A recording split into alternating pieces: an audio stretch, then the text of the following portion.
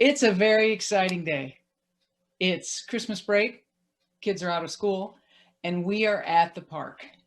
My mission on this day at the park is to burn off the collective energy of my three sons, 7, 6, and 4. And their excitement is due to the fact that today is the day we get to fly my oldest son Ryan's brand new shiny red remote control helicopter. Ryan loves all things that fly, uh, especially if there's propeller blades involved. And it's not so much that he likes to actually fly them himself, but he likes to watch them take off and go off into the sky and circle around. So today, here we are. And I don't know if any of you have ever flown a helicopter or a remote control helicopter, either one. They're very difficult to fly, let me just say. And it took me a while to figure it out, but eventually I got there and I figured out the trim and the balance and the up and the down and the left and the right and the wind and what direction it was coming from. And I was flying that thing around and figured out how to bring it down for a landing and not just cut the throttle and have it plummet from the sky. So I'm flying it around the grassy field and the kids are chasing it all around. And so my plan to wear them out is working out really well.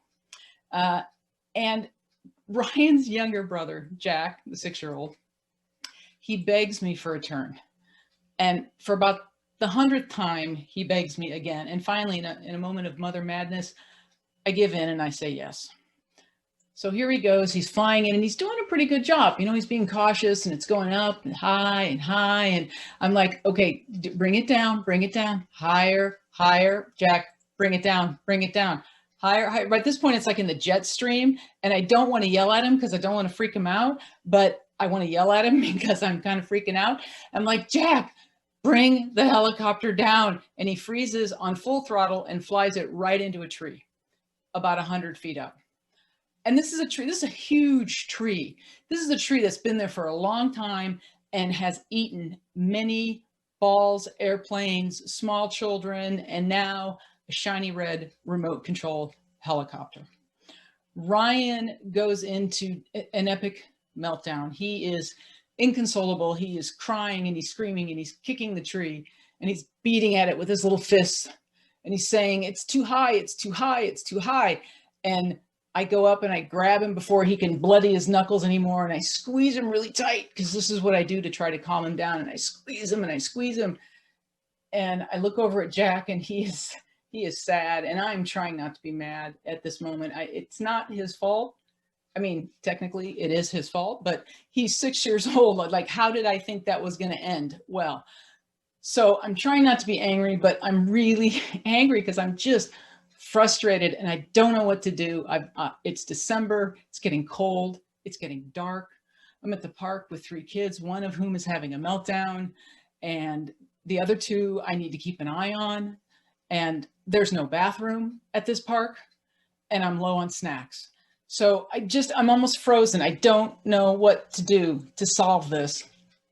But finally, I call the city. I call the Parks and Rec department and see if maybe they have like a bucket truck that they could come and be my savior.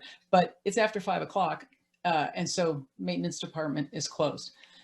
Meanwhile, it's getting darker and darker and I can just see the red light on the helicopter, the top of the tree, blinking, blinking, like calling to us, like I'm right here, I'm right here, I'm right here.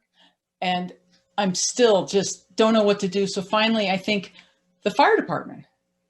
I'll call the fire department. I mean, right? They have ladders. This is what the fire department does. I mean, maybe not exactly this, but maybe, this will fall into that cat in a tree category and they'll come and help me out. So I can't believe I'm doing this. I'm embarrassed, but I call the non-emergency number. I'm like, hello, hi, yeah. So I know you have a lot more important things to do, but I'm hoping you might be able to help me because my son's helicopter is stuck way up in a tree at Del Prado Park. And I'm really sorry. I'm sorry. I'm not sure what to do. And he's very upset. And then as I'm trying not to lose it completely, I stop and I pause, take a deep breath, and I say, he has autism and he's really, really losing it. I totally understand, says the voice at the other end. My daughter has autism. I get it. I totally get it. I'm going to talk to my captain. I'm going to see what I can do. And 10 minutes later, the cavalry arrives on a big red fire truck led by firefighter Reggie, who managed to convince his captain and all of his firefighter friends to come over to save the helicopter. Firefighter Reggie gets off, climbs down from the truck, heads over to the ladder, because I find out that the bucket truck, the actual bucket truck that would have just been perfect for this particular rescue, is actually out on a call, probably a real call. So they had to come over in the standard issue truck that has the standard issue ladder, which is a tall ladder, but not tall enough, because Reggie climbs all the way up and he reaches way out and the blinking red light is just out of his reach. The rest of the firefighters are standing around and it seems like they're almost a little bit embarrassed. Like, I can see, word bubbles above their heads. It's as if they're saying, I cannot believe that he is doing this. And I cannot believe he convinced us to come along on this mission. Well, firefighter Reggie is a man on a mission and he has a lot of experience, maybe not with this exact situation, but he's got a bag of tricks. So he climbs back down the ladder, goes over to the truck, gets out a pole, really long pole. It's got this hook on the end of it. And he climbs back up the ladder all the way to the top rung, to the one that probably says, do not stand on this rung. And he stands on that rung and he reaches out with that pole with the hook and he snags the helicopter. And he slowly brings it back in, and the tree doesn't want to give it up. The branches are still catching on the blades. The tree's fighting all the way, but he brings it in and he gets it in his hands. And we watch as the blinking light and Reggie descend back down the ladder, back to the ground. There's like a polite smattering of applause, like golf clapping from the crowd of people that have surrounded the fire truck, thinking that it was going to be something really exciting, but now realizing it's just a helicopter rescue, but wanting to be supportive nonetheless. So Ryan has been watching this whole thing unfold, and very, very quietly. And Reggie walks over, puts the helicopter in his hands, and he smiles finally. And he leans into firefighter Reggie. And I prompt him, and Ryan whispers, "Thank you."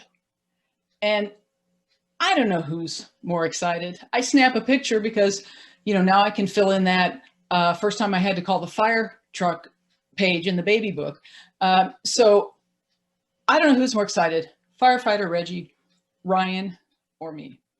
But I do know that the rescue wouldn't have happened at all if I hadn't been willing to be vulnerable, be willing to take that deep breath and to say, my son has autism. And if firefighter Reggie hadn't been willing to do the same and say the same about his daughter, as if it was the most normal, everyday occurrence, because it was, and because it is.